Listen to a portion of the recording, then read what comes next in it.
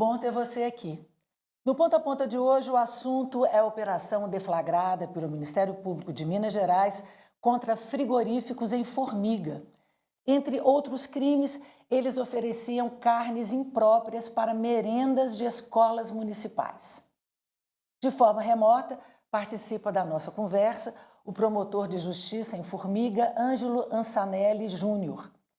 E aqui no estúdio eu recebo o médico veterinário da Coordenadoria Estadual de Defesa dos Animais do Ministério Público de Minas Gerais, Gustavo Chaulin. Muito obrigada pela presença de vocês, é um prazer recebê-los na TV MP.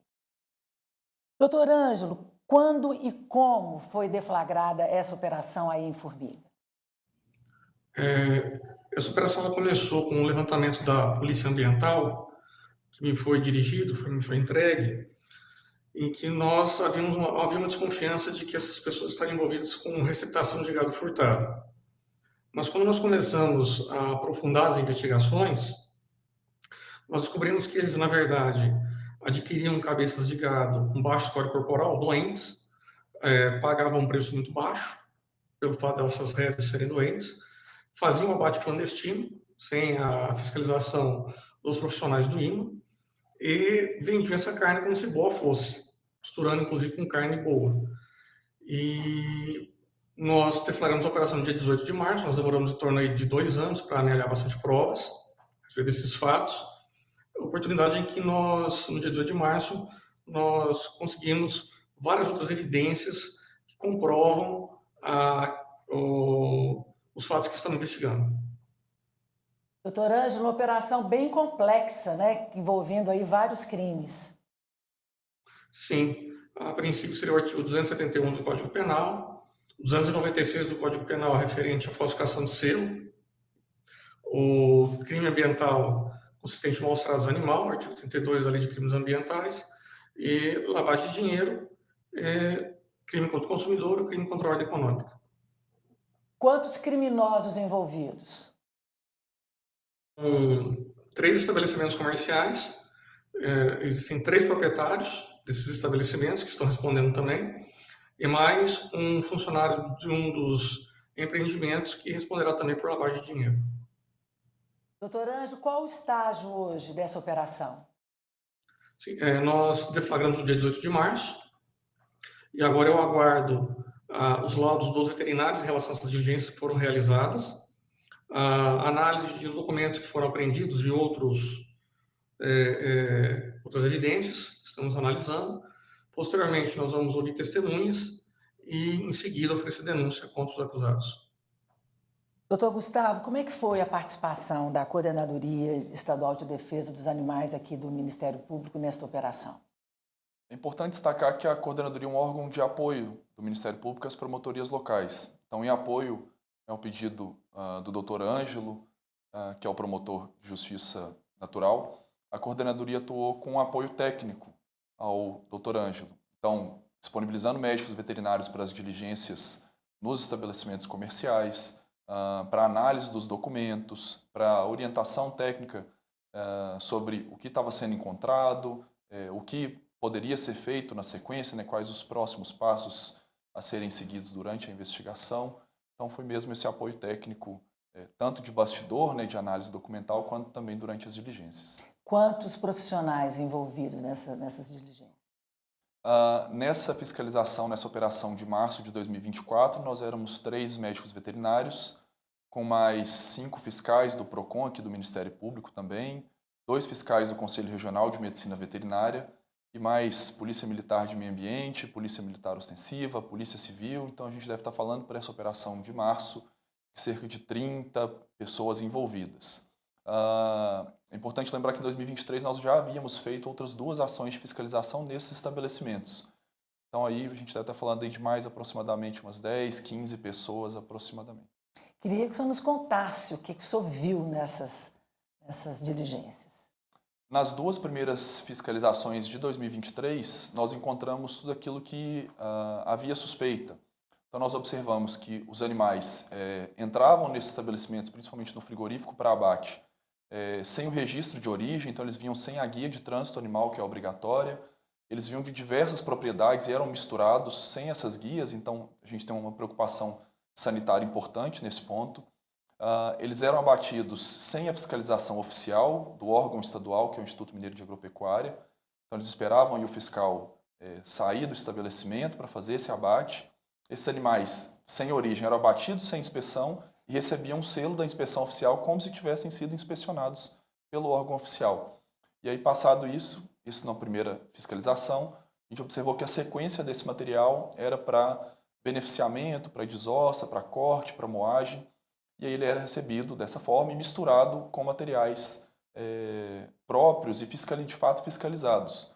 Então se misturavam cortes de espécies diferentes, que é proibido pela legislação, se misturava carne, né, músculo de animais com miúdos, então coração, língua. Então isso tudo a gente conseguiu observar e comprovar durante as fiscalizações. E nessa última operação de março, nós encontramos basicamente as mesmas coisas e ainda encontramos muito material fora do prazo de validade. Então o PROCON, a Vigilância Sanitária também atuaram conosco. A ausência de documentação de muitos animais novamente, de muitos materiais que estavam sendo recebidos por esses estabelecimentos. É um trabalho que exige muita investigação, parceria, é um trabalho demorado. Com certeza. Então o trabalho precisa ser muito minucioso, porque a gente precisa ligar a documentação que nós encontramos, aquilo que já havia a suspeita, com os materiais, com as carcaças, com os animais que nós estávamos encontrando.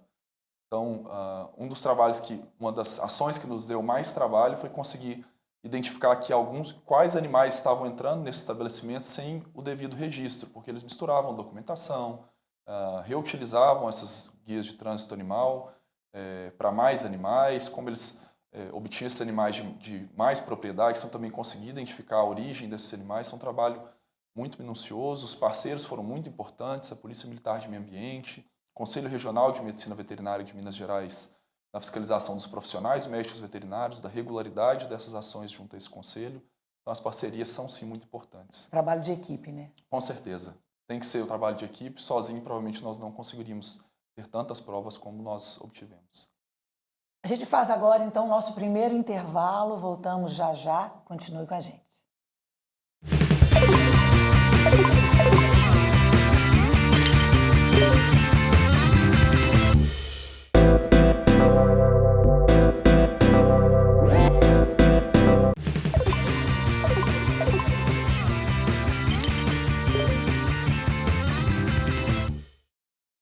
De volta ao Ponta a Ponta, que hoje tem como tema uma operação contra frigoríficos em formiga.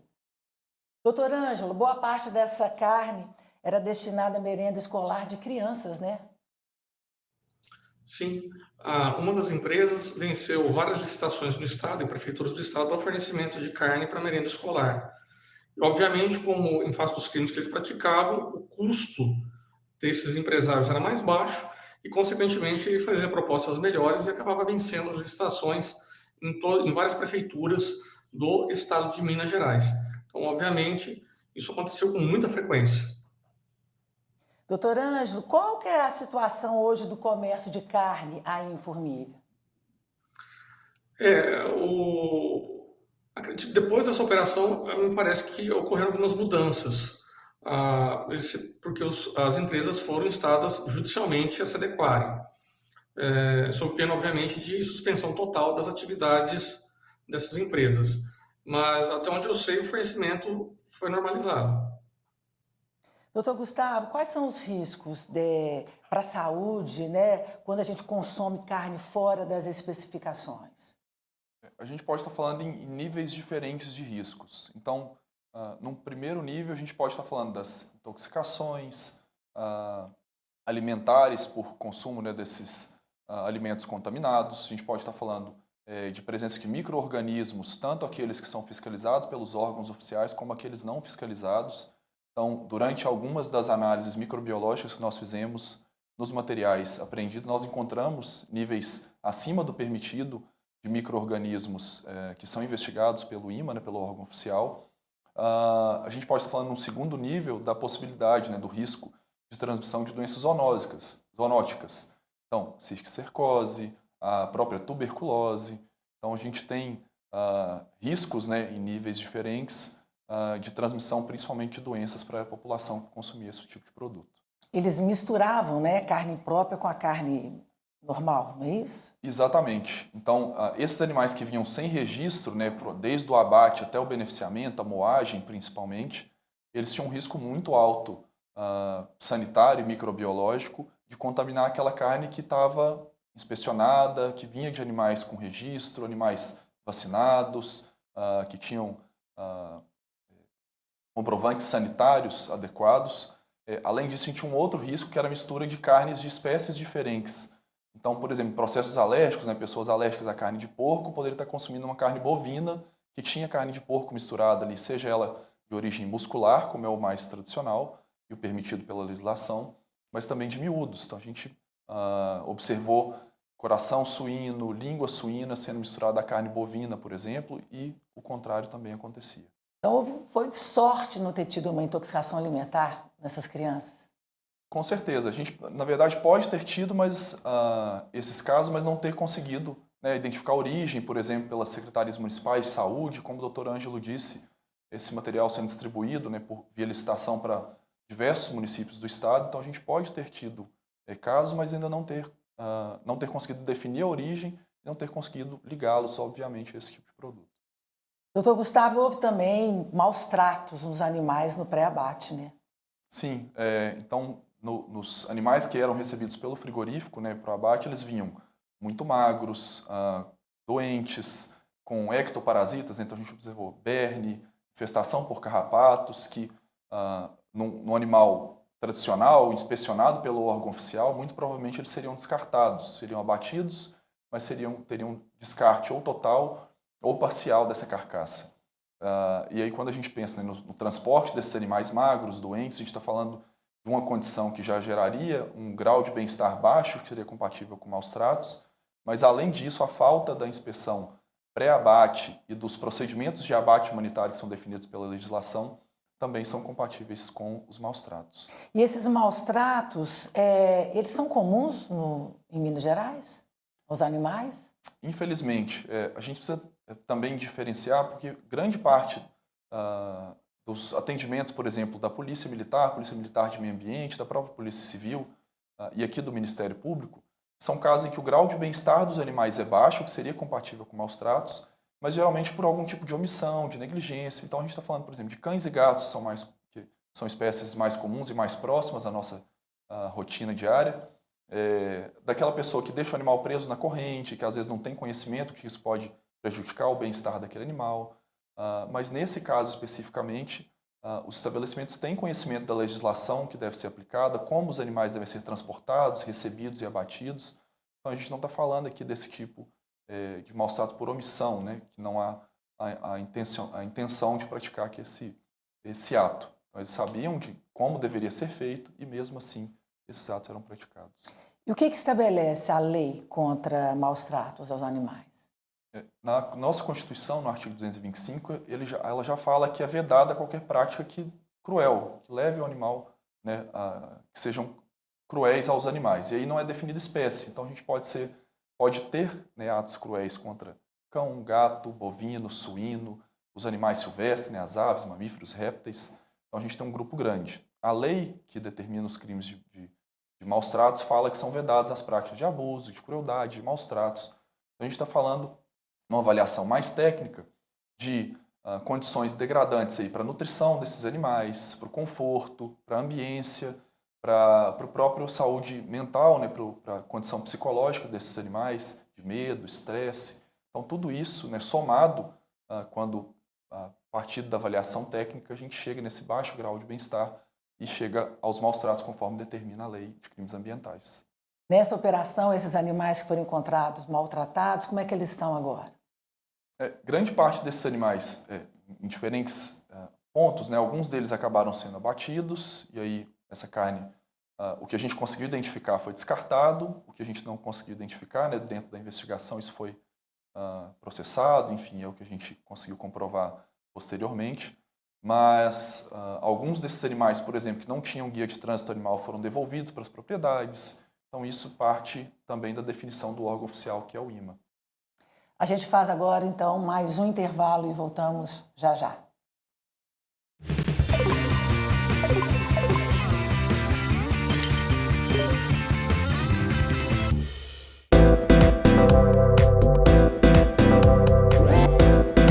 TV MP, em todo lugar, ao seu lado.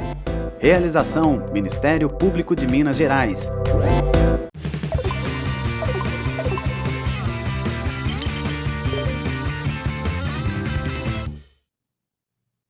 O Ponta a Ponta está de volta e hoje falando sobre uma operação realizada em Formiga contra frigoríficos. Doutor Ângelo, essa operação em Formiga, ela é inédita?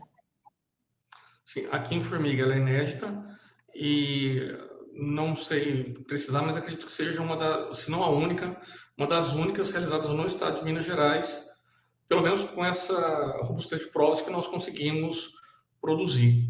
Então, acredito eu que ela seja inédita do ponto de vista de elementos probatórios, talvez inédita até no estado. Eu gostaria que o senhor falasse da importância da atuação do MP nessa operação. Na verdade, o Ministério Público, ao receber o relatório da Polícia Ambiental, nós procedemos à instauração de um procedimento investigatório criminal para apuração desses crimes que foram descritos e, posteriormente, no desenrolar da investigação, foram sendo apurados vários outros crimes, todos eles até muito já bem explicados pelo Dr. Gustavo Shaolin. Então, nós presidimos essa investigação, é importante que o Ministério Público esteja à frente, até porque a questão do IMA, nós vimos ali que a questão da fiscalização ela era falha e que, obviamente, contribuía muito para que os investigados, eles praticassem as condutas ilícitas deles. Então, o nosso papel nesse ponto, ele foi crucial para que nós pudéssemos amealhar essas provas dentro de um procedimento investigatório criminal, bastante de acordo, obviamente, com as normas do CNMP, e que redundou aí nessa operação que foi deflagrada no dia 18 de março. Quais foram, assim, os maiores desafios enfrentados nessa operação, já que ela envolve tantos crimes? Sim, a maior dificuldade era conseguir entender como que era o modus operandi deles. Nós tivemos uma certa dificuldade de entender como que eles faziam tudo isso que o Dr. Gustavo Shaolin falou, de adquirir essas cabeças de gado doentes, que deveriam ser abatidos apenas no abate sanitário, e não, eles adquiriam, faziam um abate clandestino, não só no sábado, como mencionou o Dr. Gustavo, mas também nós temos provas de que eles faziam isso em outro dia, mas depois que o fiscal tinha ido embora. E com isso, obviamente, eles conseguiam baratear os custos. E essas carnes que eram abatidas, essas reses que eram abatidas, elas eram enviadas para uma empresa de processamento, que é de um proprietário, que mandava para outra para fazer a venda e a comercialização, que era do mesmo proprietário. E um dos grandes dificultadores desse tipo de operação é que nós temos que provar a materialidade do crime, ou seja, provar que realmente os estabelecimentos eles continham carne, comercializavam carne própria para o consumo. Por isso que foram feitas intervenções durante a operação, a fim de amealhar essas provas, de conseguirmos comprovar, através de laudos técnicos, de que eles realmente comercializavam carne para o consumo, corroborando aquilo que nós já estávamos amealhando de provas durante a investigação. Doutor Gustavo, uma operação assim deles assim super complexa, né? Como é que eles dividiam? Eram 3 proprietários? Eram 3 estabelecimentos comerciais, um frigorífico abatedouro, uma indústria de beneficiamento de carne, que fazia corte, desossa, moagem de alimentos, e uma terceira para distribuição e revenda, como o Dr. Ângelo Lançanelli comentou anteriormente.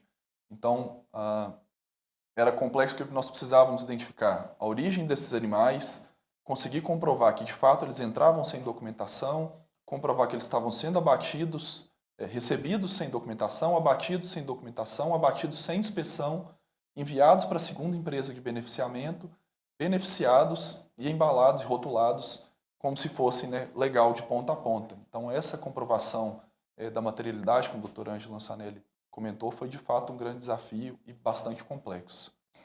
Vocês estão trabalhando duro ainda nessa operação, né? Sim, a gente ainda tem que finalizar os laudos da última operação agora de março, aguardando aí algumas análises, outros relatórios das instituições parceiras que também atuaram. Nós também procedemos com coleta de amostra para análise microbiológica em alguns momentos, então a gente também precisa juntar esses materiais ao procedimento, comparar isso com o que foi observado, com o que foi identificado durante as diligências, entender se isso faz sentido mesmo que nós obtivemos de resultado, e aí sim finalizar a operação. E quais são os projetos e a atuação da SEDA na proteção dos animais? Um dos projetos é esse que envolveu o apoio na operação, que é o projeto Perito da Coordenadoria. Então, nós temos médicos veterinários cadastrados junto à nossa Central de Apoio Técnico, a CEAT, aqui do MP de Minas. Esses veterinários, então, são nomeados como peritos aqui da Coordenadoria, sempre em apoio aos promotores locais, para atuação nessas diligências e nesses casos. Então, envolve não somente os casos de frigoríficos e abatedouros, mas também casos de políticas públicas para manejo populacional de cães e gatos, perícias em casos de pessoas que acumulam animais e que esses animais podem ser vítimas de maus tratos, em canis municipais, terceirizados, de ONGs. Então, os peritos atuam nessas diversas áreas. Um outro projeto que talvez seja, junto ao perito da Coordenadoria, o nosso grande carro-chefe, é o PRODEVIDA, que é o Programa Regional em Defesa da Vida Animal, que atua junto aos municípios mineiros na implementação das políticas públicas de manejo populacional de cães e gatos. Então, a gente já tem hoje mais de 300 municípios mineiros participando desse programa. A gente atua desde o apoio do município, né, na busca de recursos financeiros, na capacitação dos servidores municipais para a gestão dessas políticas públicas. A gente faz encontros presenciais com os gestores, prefeitos, secretários, para explicar, entender as dificuldades, entender os pontos fortes das políticas e trabalhar junto a eles. Eu acredito que esses dois são os nossos grandes projetos. E quais são os grandes desafios da coordenadoria? Os desafios são muitos, pensando, né, na proteção dos animais. O primeiro que eu penso que seja o mais importante, né, o mais difícil, seja a questão da educação, principalmente junto à população, que tem ainda uma certa dificuldade de entender que os animais têm sentimentos, eles conseguem sentir, né, dor, alegria, medo, calor, frio, assim como nós. E aí, por isso, por essa falta, essa lacuna de conhecimento, a gente talvez tenha a maior parte dos nossos casos de baixo grau de bem-estar, né, que seria compatível com os maus tratos. Acho que esse é um grande desafio, mas também trabalhar junto aos gestores municipais é um desafio de fazê-los compreender a importância de trabalhar as políticas públicas pensando na saúde única, né? Trabalhar, por exemplo, no controle de zoonoses vai, de fato, beneficiar a população humana, vai beneficiar o meio ambiente daquele município, da região que esse trabalho está sendo feito. Então, essa conscientização talvez seja um dos nossos grandes desafios. Agradeço muito a participação, doutor Ângelo, doutor Gustavo, voltem sempre. E agradeço também a sua companhia, a sua audiência. A gente se vê em breve. Tchau.